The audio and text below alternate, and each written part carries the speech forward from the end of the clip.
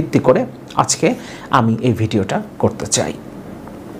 প্রধানমন্ত্রী একটা বক্তব্য আমি পড়ব, যতটুকু পর্যন্ত পড়া সম্ভব, এবং এরপর খুব সংক্ষেপে আমি আমার মূল্যায়নটা বলার চেষ্টা করব। কিন্তু আপনারা প্রত্যেকেই, আপনাদের কাছে অনুরোধ, প্রধানমন্ত্রীর এই বক্তব্য নিয়ে আপনাদের মূল্যায়ন, আপনাদের ওপিনিয়ন আমাকে জানাবেন। আমি প্রত্যেকের ওপিনিয়ন পড়বার চেষ্টা করব সেটার উত্তর দেবার। প্রধানমন্ত্রী বলেছেন, জনগণ থেকে বিচ্ছিন্ন হলে আমি মারা যাব। প্রধানমন্ত্রী শেখ হাসিনা বলেছেন তিনি জনগণ থেকে বিচ্ছিন্ন হলে মারা যাবেন। কাজে তিনি যেন জনবিচ্ছিন্ন হয়ে না পড়েন সেদিকে লক্ষ্য রাখার জন্য স্পেশাল সিকিউরিটি ফোর্স SSF যারা তার নিরাপত্তায় নিয়োজিত সেই সদস্যদের প্রতি আহ্বান জানান। তিনি বলেন, জনগণ থেকে বিচ্ছিন্ন হলে কিন্তু আমাকে আর গুলি বোমা লাগবে না, এমনিতেই শেষ হয়ে যাব। কাজেই এরাই আমার প্রাণশক্তি, এটুকু মনে রাখতে হবে। শেখ হাসিনা বলেন, একটি বিষয় আমি নিশ্চয়ই বলবো, আমরা রাজনীতি করি, আমার আর কোনো শক্তি নেই, শক্তি একমাত্র জনগণ, সেই জনগণের শক্তি নিয়েই আমি চলি। তিনি বলেন, কাজেই জনবিচ্ছিন্ন যাতে না হয়ে যাই। আমি জানি এটা কঠিন দায়িত্ব, তারপরও এই দিকেও নজর রাখতে হবে যে এই মানুষগুলোর জন্যই তো রাজনীতি করি, মানুষদের নিয়েই তো পথ চলা, আর যাদেরকে নিয়েই দেশের মানুষের কাজ করি তাদের থেকে যেন কোনো মতে বিচ্ছিন্ন হয়ে না যাই। সরকার প্রধান বলেন, মানুষের থেকে বিচ্ছিন্ন হলে কিন্তু আমাকে আর গুলি বোমা লাগবে না, এমনিতেই শেষ হয়ে যাব। শেখ হাসিনা বলেন, এটা সবসময়ই SSF এর সদস্যদের তিনি বলেন এবং মাঝে মধ্যে রাগও করেন। কাজেই এই বিষয়গুলো একটু সংবেদনশীলতার সঙ্গে দেখা দরকার, কারণ তিনি যখন সরকারে ছিলেন না, এই দেশের মানুষ এবং দলীয় লোক তারাই তার পাশে ছিল বলেও তিনি উল্লেখ করেন।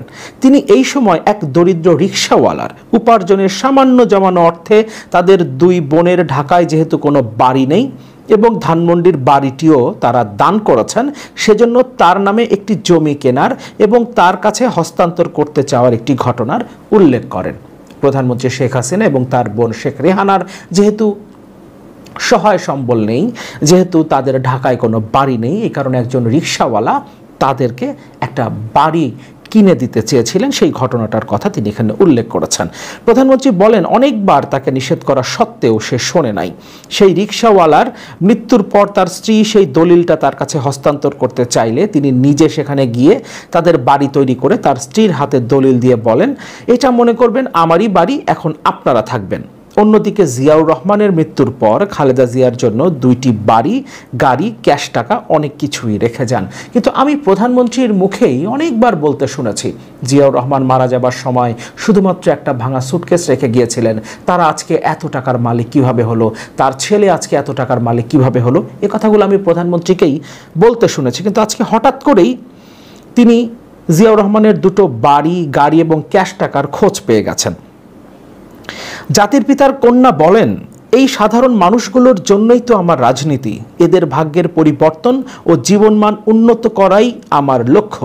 তাই এই সব মানুষগুলোর কাছ থেকে আমি বিচ্ছিন্ন হতে পারি না, কারণ এরাই আমার চলার সব শক্তি যোগায়। এটা সকলকে মনে রাখার জন্য আমি অনুরোধ করছি। তিনি বলেন, আল্লাহ আমাকে হয়তো একটা কাজ দিয়ে পাঠিয়েছেন, ততক্ষণ আমি বেঁচে থাকব। কথাটা কেমন যেন নরেন্দ্র মোদীর মতো।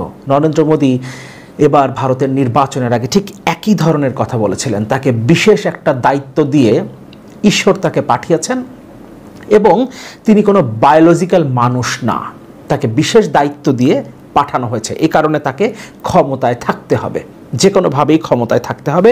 আমাদের প্রধানমন্ত্রীও ভারতের প্রধানমন্ত্রী নরেন্দ্র মোদীর মতো একই কথা বলেছেন, তাকে বিশেষ দায়িত্ব দিয়ে, বিশেষ একটা কাজ দিয়ে পাঠানো হয়েছে এবং আল্লাহ তাকে পাঠিয়েছেন এবং সে কয়দিনই তিনি বেঁচে থাকবেন। কিন্তু আমার সঙ্গে যারা কাজ করে এবং যারা আমার নিরাপত্তায় নিয়োজিত তাদের জন্য আমি চিন্তায় থাকি, কারণ যতবার আমার উপর আক্রমণ হয়েছে প্রতিবারই আমার কিছু না কিছু নেতাকর্মীকে জীবন দিতে হয়েছে। তারা মানববর্ম রচনা করে আমাকে গ্রেনেড হামলা থেকে রক্ষা করেছেন। কাজে SSF যেহেতু আমার সবচেয়ে কাছে থাকে, আমি সবসময় তাদের নিয়ে চিন্তিত। SSF এর জন্য যা যা করণীয় তার সরকার করবে উল্লেখ করে তিনি বলেন, 96 সালে সরকারে আসার পরই তিনি তাদের তেজগাঁওয়ে শুটিং প্র্যাকটিসের জায়গা করে দেন। সেটা এখন আরও আধুনিক হয়েছে, উন্নত মানের হয়েছে। তাদের অফিসার্স মেস থেকে শুরু করে সব কিছুই ধীরে ধীরে তার হাতে তিনি গড়েছেন, লোকবল বৃদ্ধি করেছেন, নানান সুযোগ সুবিধা তিনি যেগুলো এসএসএফের জন্য দিয়েছেন সেই কথাগুলো উল্লেখ করেছেন। এরপর সেনাবাহিনীর জন্য অস্ত্র কেনা থেকে শুরু করে নানান বিষয় নিয়ে তিনি আলোচনা করেছেন।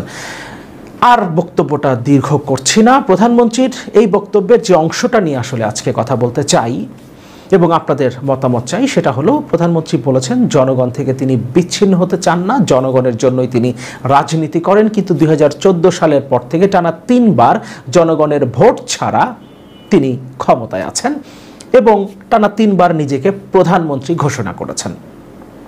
জনগণের ভোটের দরকার হয় নাই তার সরকার গঠন করতে কিংবা প্রধানমন্ত্রী হবার জন্য। এবং জিনিসপত্রের দাম যেখানে চলে গেছে, নিম্নবিত্ত তো বটেই, মধ্যবিত্তের নাগালের মধ্যে আছে কিনা সেটা আমরা যারা নিম্নবিত্ত যারা মধ্যবিত্ত তারাই জানি, প্রধানমন্ত্রী জানবার কথা না। অবশ্য প্রধানমন্ত্রীও তো হতদরিদ্র, কারণ তার ঘর বাড়ি নাই, তার বোনেরও কোনো ঘর বাড়ি নাই। একজন রিক্সাওয়ালার উপার্জনের টাকায় তিনি আপাতত একটা বাড়ি পেয়েছেন, যে বাড়িটাতে তিনি এখন আবার ওই রিক্সাওয়ালা পরিবারকেই থাকতে দিয়েছেন। এছাড়া তো প্রধানমন্ত্রীর আর কোনো ঘর বাড়ি নাই, সহায় সম্বল নাই। সুতরাং তিনিও তো নিম্নবিত্ত, তার তো বোঝার কথা 400 টাকা কেজি যদি কাঁচামরিচ কিনতে হয় তাহলে তার ঝালটা আসলে কেমন লাগে। পেঁয়াজ যখন 300 টাকা কেজি কিনতে হয় তখন তার ঝাঁজটা কতটা বাড়ে, এটা তো প্রধানমন্ত্রীর বোঝার কথা। প্রধানমন্ত্রী যদি জনগণের জন্যই রাজনীতি করবেন, জনগণ থেকে বিচ্ছিন্ন হতে না চাইবেন, তাহলে 2014 সালের পর থেকে তিনি কেন জনগণ থেকে বিচ্ছিন্ন হয়ে জনগণের ভোট ছাড়া, জনগণের ম্যান্ডেট ছাড়া জোর করে ক্ষমতা দখল করেছেন? প্রধানমন্ত্রীর এই বক্তব্য নিয়ে আমি আসলে আর খুব বেশি কথা বলতে চাই না, কারণ যেহেতু আপনাদের মতামত চাই। প্রধানমন্ত্রী ভারতে গিয়েছিলেন, আমি প্রাসঙ্গিকভাবেই এই বিষয়টা নিয়ে একটু কথা বলেই শেষ করব। ভারতে তিনি যে চুক্তিগুলো করেছেন, অ্যাকচুয়ালি এগুলো সমঝোতার স্মারক, যেগুলো স্বাক্ষর করেছেন।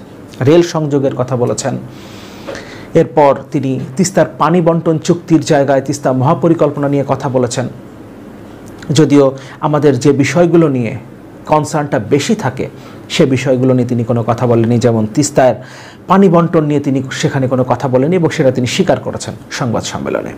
এমনকি সেখানে সীমান্ত হত্যা নিয়েও কোনো আলোচনা হয়নি, কারণ এগুলো ভারত সরকার পছন্দ করে না। ভারত সরকার যেগুলো পছন্দ করে সেগুলো নিয়ে সেখানে তিনি কথা বলেছেন এবং জনগণকে তিনি সেখানেও একটা ধোঁকা দিয়েছেন। সফরের পর সংবাদ সম্মেলনে প্রধানমন্ত্রী বলেছেন, ইউরোপের দেশগুলোতে তো এক দেশ থেকে আরেক জায়গায় যাবার জন্য সেখানে কোনো বর্ডার নাই, সেখানে কোনো বর্ডার ক্রস করে যেতে হয় না, সেখানে কোনো ভিসা লাগে না। তিনি এটাকে বাংলাদেশ ভারত বর্ডারের সাথে তুলনা করেছেন, অথচ বাংলাদেশ থেকে ভারতে যেতে, ইনফ্যাক্ট ভারত থেকে বাংলাদেশে আসতেও ভিসার দরকার পড়ে এবং আপনি যদি আপনার ব্যক্তিগত গাড়ি নিয়ে ভারতে যেতে চান তাহলে সেটা আপনি পারবেন না। এমনকি বাংলাদেশ এবং ভারতের বর্ডারে কাঁটাতারের বেড়া আছে, যেটা ইউরোপের কোনো দেশে নাই। এমনকি প্রধানমন্ত্রী বলেছেন যে অঞ্চল দিয়ে এই রেল সংযোগটা যাবে সেই অঞ্চলের মানুষের ব্যবসা বাণিজ্য সম্প্রসারিত হবে, যোগাযোগ ব্যবস্থা সম্প্রসারিত হবে, অথচ ভারতেরই এক প্রান্ত থেকে আরেক প্রান্তে রেল সংযোগ দেওয়া হচ্ছে। এটাকে অ্যাকচুয়ালি করিডোর হিসেবে ভারত ব্যবহার করবে। হ্যাঁ, যদি চীনের সাথে দোকলামের মতো কোনো পরিস্থিতি তার তৈরি হয় তাহলে এটা মূলত এই রেল সংযোগটা মূলত ভারত করছেই শিলিগুড়ি করিডোরে প্রয়োজনের সময় বিশেষ পরিস্থিতিতে সেনাবাহিনী এবং সেনা সরঞ্জাম পাঠানোর জন্য। সুতরাং এই পরিস্থিতি যদি তৈরি হয় তখন চীন বাংলাদেশের অভ্যন্তরে ভারতের বিরুদ্ধে যুদ্ধের নামে সে বাংলাদেশের অভ্যন্তরে আক্রমণ করতে পারবে, সেই সুযোগটা তৈরি করা হয়েছে। কিন্তু এখানে বাংলাদেশের জনগণের জন্য ব্যবসা সম্প্রসারণ কিংবা যোগাযোগের কোনো ব্যাপার তো নাই, কারণ ভারতের এক প্রান্ত থেকে আরেক প্রান্তে রেল যাবে, মাঝখানে কোথাও দাঁড়াবে না, মাঝখানে কোথাও থামবে না। বরং বাংলাদেশের ভেতর দিয়ে যখন ভারতের রেল চলবে তখন বাংলাদেশের ট্রেনগুলোকে দাঁড়িয়ে থাকতে হবে, কারণ বাংলাদেশের ট্রেনগুলোর তো স্টপেজ আছে, কিন্তু ভারতের ট্রেনের তো কোনো স্টপেজ থাকবে না। তারা যেহেতু বাংলাদেশের অভ্যন্তরে কোথাও দাঁড়াবেই না, তাহলে এখানে যোগাযোগ কিভাবে সম্প্রসারিত হবে, ব্যবসা বাণিজ্য কিভাবে সম্প্রসারিত হবে, এটা একমাত্র প্রধানমন্ত্রী বলতে পারবেন। সুতরাং প্রধানমন্ত্রী নানা ধরনের কথাবার্তা বলেন, তবে আজকে তিনি তার এই বক্তব্যে যে হৃদয় স্পর্শী কথাবার্তা বলেছেন, জনগণ থেকে বিচ্ছিন্ন হতে তিনি চান না, জনগণ থেকে বিচ্ছিন্ন হলেই তিনি মারা যান,